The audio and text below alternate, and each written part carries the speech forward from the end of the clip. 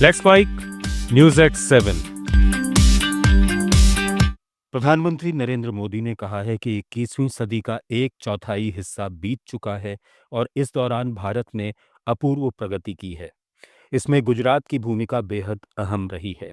गुजरात के राजकोट में वाइब्रेंट गुजरात क्षेत्रीय सम्मेलन में पीएम मोदी ने कहा कि भारत दुनिया की तीसरी सबसे बड़ी अर्थव्यवस्था बनने की ओर तेजी से बढ़ रहा है और जो आर्थिक आंकड़े सामने आ रहे हैं उनसे साफ है कि भारत से दुनिया की उम्मीदें लगातार बढ़ रही हैं।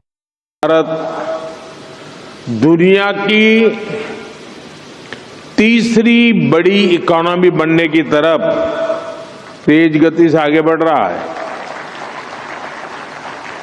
और जो आंकड़े आ रहे हैं उससे ये साफ है कि भारत से दुनिया की उम्मीदें लगातार बढ़ रही है।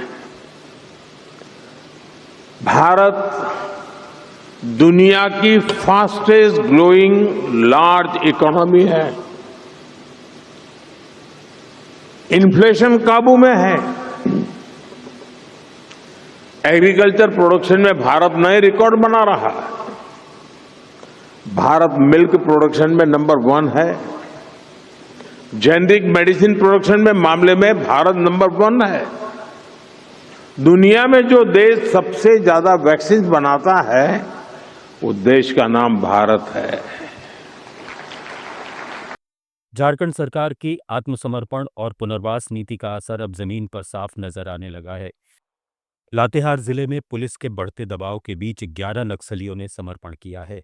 इन सभी को राज्य सरकार की ओर से कुल 22,86,000 रुपए की आर्थिक सहायता दी गई है। गृह, कारा और आपदा प्रबंधन विभाग ने इस संबंध में आदेश जारी कर दिए हैं। समर्पण करने वालों में कुख्यात नक्सली लवलेश गंझू भी शामिल है, जिसे सबसे ज्यादा 6 लाख रुपए मिले हैं। अखिलेश यादव को 5,75,000, मुजिंदर गंझू को 2 लाख, ब्रह्मदेव गंझू को 1,32,000, रघुनाथ सिंह और अनिल उरांव को 1,28,000 रुपए दिए गए हैं।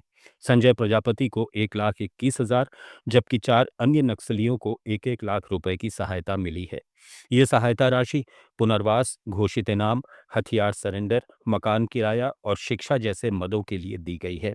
साल 2025 में झारखंड में सबसे ज्यादा 23 नक्सलियों का समर्पण अकेले लातेहार जिले में हुआ है, जिसे सरकार और सुरक्षा बलों की बड़ी सफलता माना जा रहा है। जम्मू कश्मीर में सीमापार से हो रही तस्करी को देखते हुए सुरक्षा बलों ने अंतर्राष्ट्रीय सीमा और नियंत्रण रेखा पर सतर्कता बढ़ा दी है। इसका मकसद छुट्टियों के मौसम में घुसपैठ या संघर्ष विराम के उल्लंघन की कोशिश को रोकना है। गुरेज, उरी, करनाह और तंगधार सेक्टर सहित प्रमुख सीमावर्ती क्षेत्रों और जम्मू के महत्वपूर्ण इलाकों में निगरानी बढ़ा दी गई है। सीमा सुरक्षा बल के जवान लगातार गश्त और अन्य एहतियाती उपाय कर रहे हैं। इस बीच इस सीमा सुरक्षा बल ने सांबा जिले में सीमा के पास पाकिस्तानी ड्रोन से गिराए गए हथियारों और गोला बारूद का जखीरा बरामद किया है। उधर ऑपरेशन संजीवनी के तहत मादक पदार्थों के अवैध नेटवर्क के खिलाफ जम्मू पुलिस की कार्रवाई जारी है। राजस्थान की राजनीति में बड़ा अपडेट सामने आया है। पूर्व मंत्री महेंद्रजीत सिंह मालविया ने ऐलान किया है कि वे जल्द ही कांग्रेस पार्टी में वापसी करने वाले हैं। उनकी कांग्रेस वापसी को लेकर पार्टी प्रभारी सुखजिंदर सिंह रंधावा से पूरी बातचीत हो चुकी है। उन्होंने ये भी कहा कि अब उनका लक्ष्य वागड़ क्षेत्र में कांग्रेस को फिर से मजबूत बनाना होगा। बता दें कि मालविया कांग्रेस सरकार में मंत्री रह चुके हैं और वागड़ क्षेत्र के प्रभावशाली नेता माने जाते हैं। लोकसभा चुनाव के दौरान भाजपा में वे शामिल हुए थे। लोकसभा का चुनाव भाजपा के टिकट से लड़े थे, लेकिन हार गए थे। भारत और न्यूजीलैंड के बीच 3 मैचों की श्रृंखला का पहला वनडे मैच आज वडोदरा में खेला जा रहा है। इस मुकाबले में विराट कोहली ने एक खास कीर्तिमान रच दिया है। कोहली आज अपना 309वां वनडे मैच खेलकर पूर्व कप्तान सौरव गांगुली से आगे निकल गए, जिन्होंने 308 मैच खेले थे। इस उपलब्धि के साथ कोहली भारत के लिए सबसे ज्यादा वनडे मैच खेलने वाले खिलाड़ियों की सूची में 5वें स्थान पर पहुंच गए हैं। भारत के लिए सबसे अधिक वनडे मैच सचिन तेंदुलकर ने 463 खेले हैं।